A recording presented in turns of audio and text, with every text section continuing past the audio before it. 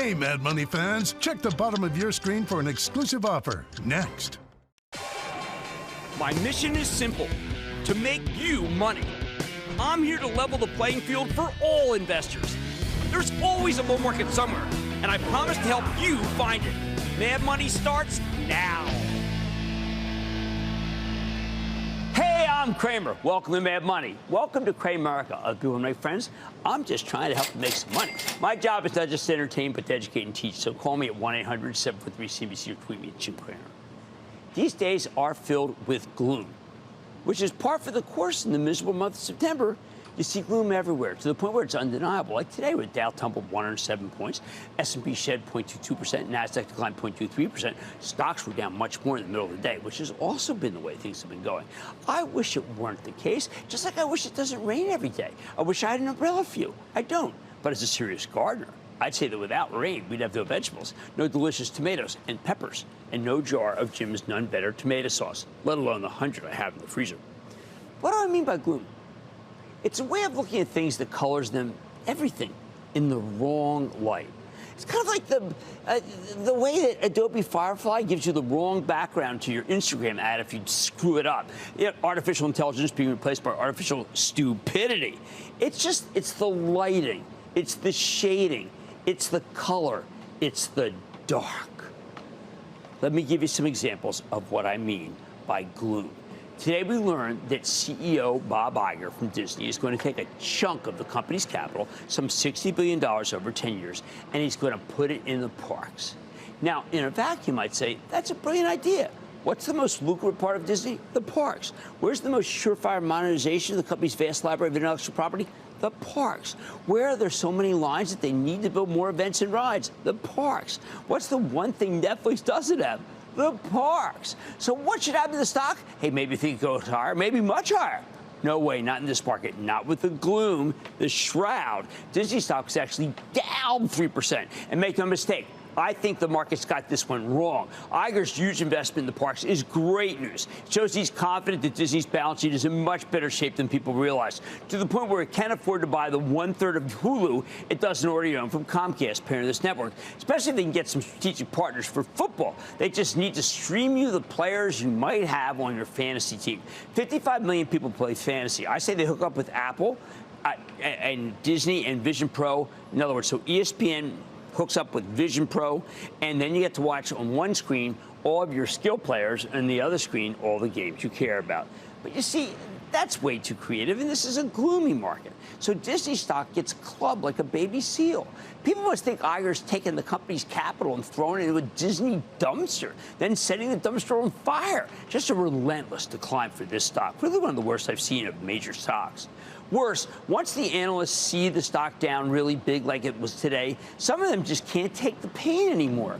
That's when they throw in the towel. There's just no way they can disagree with the crowd. They just aren't up to it. Well, some feel like me and want to buy, as I explained to the CNBC Investing Club members at our Thursday noon meeting. I don't trust the analysts not to capitulate. At least go negative. That's what they do. After three straight, after riding the stock down, this is probably the level where they say, enough, $82, line in the sand. They got to get out. That's how it happens. You want gloom? Okay, how about Oracle? Last week, Oracle's conference call was roundly panned because the analysts decided en masse that the quarter was miserable and the forecast was worse. The stock got blasted. And then the second day, a prominent analyst broke ranks and downgraded it, like I expect to see from the Disney analysts tomorrow. Oracle stock got bashed until it was finally able to have a dead feline bounce. Last night, though, CEO Safragatz came on our air and told us a fantastic story about Oracle, a story where demand's phenomenal. And even the orders for the much-derided $28 billion Cerner acquisition are off the charts. These were point-blank statements. It's point-blank positives. You can't go back on them as CEO. Katz said the board may be prepping something about, and when I pushed her about a bigger buyback, well, she didn't deny it. She said that Larry Ellison, the founder whom I have tremendous respect for, is working every day on artificial intelligence. She said the biggest issue in terms of earnings is that they can't put up data centers fast enough to meet all the demand. Once these data centers are complete, they have terrific profit margins because they don't require any people. All that said, right here, right now, because of the gloom, because of that focus, because of that filter, people have the temerity to doubt both Safra Catz and Larry Ellison, both of them. Never mind that when these two put their heads together, they will steamroll anyone. In a world of relentless negativity, Wall Street would rather pretend they just don't exist. They don't believe. Me, I live in fear of missing what they're doing, which is why we're buying Oracle for the Charitable Trust right here. Another example. See Starbucks today? Here's a stock that has fallen from 115 to 95. Today, an analyst broke the buy ranks and downgraded, using the convenient China woes as a reason for the downgrade. In a gloomy market, everyone's worried about China, right? There's no way China could go better. Sure, I saw long lines of Chinese Apple stores, but the bears don't care. The analyst downgraded Starbucks from China simply because I think they couldn't take the pain any longer. Nothing new, just dread of the dread. So why not cut and run? On the one hand, it's perfectly timed. Now someone else, another analyst, will downgrade Starbucks too, tomorrow probably, because they don't want to get caught holding the bag when China suddenly lowers the boom. It's a vicious cycle down, and it's raining way too heavily to stop, which is why I predict more pain for Starbucks in the short run. But yet again, I think China's getting overly priced in because the Chinese need companies to hire. And if you're opening one in every 9 hours, as Starbucks is, they're hiring. Call me a buyer. Next up, let's go there. Let's go to the herd of pachyderms in the room. Let's go to why I think this market's really been going down for a very long time, and that's the stock of NVIDIA. Here's a stock that seems like it has a millstone the size of Empire State Building around its neck. That last great quarter is now a mirage, as if we have so much rainfall that it's flooded Noah's Ark. It's a gloomy market, and here's what happens. We interpret everything based on the gloom. It goes like this. NVIDIA stock's going down because there's something wrong, right? Or else it wouldn't be going down in the first place. We concoct reasons. Maybe it was too high to begin with. Maybe business is slowed. Maybe the decline in business partner ARM's holding stock is signaling that things have gotten weaker. Maybe artificial intelligence is all made up, or at least massively overhyped. Doesn't matter if any of this stuff is true, because right now NVIDIA is about the gloom, not the facts. The fact is, they have the most powerful chips in the world that can allow computers to handle speech queries and processing in the blink of an eye. That hasn't changed. Only the perception has. As for me, I refuse to be held hostage by the gloom. When a stock I like goes down, whether it be a Disney or a Starbucks, an Oracle, or even NVIDIA, that's a buying opportunity, people. Maybe not today. Maybe not today because the shroud's draped all over the exchange and the NASDAQ too. But I'm not going to take my cue from the disgusted and the bewildered who panic every time the averages go down and their stocks are going down with it.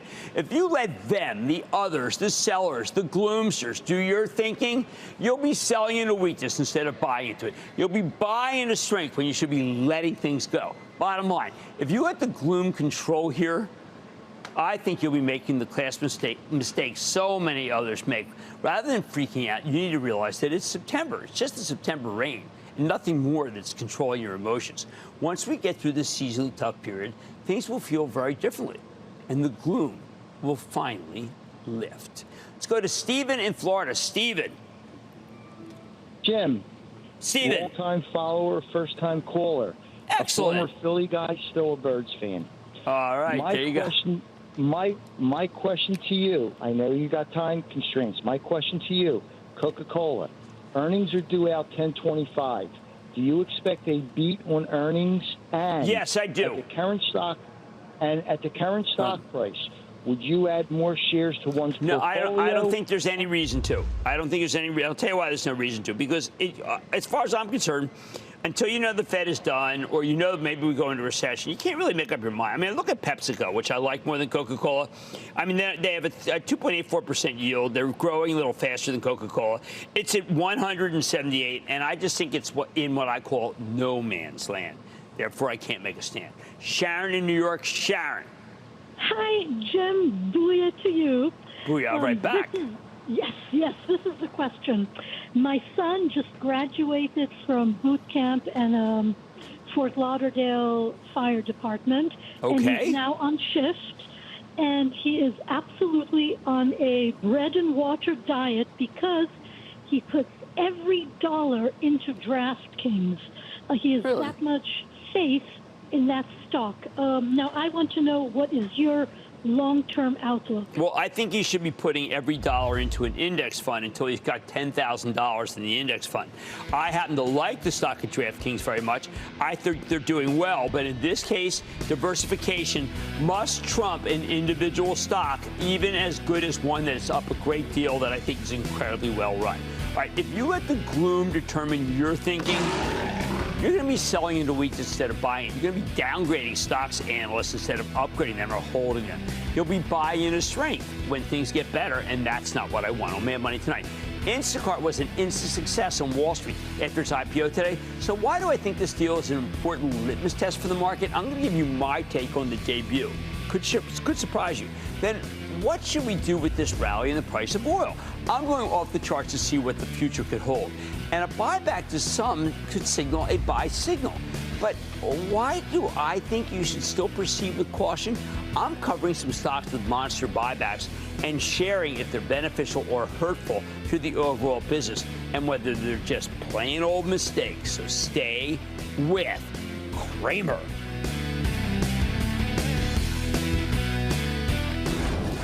Don't miss a second of Mad Money.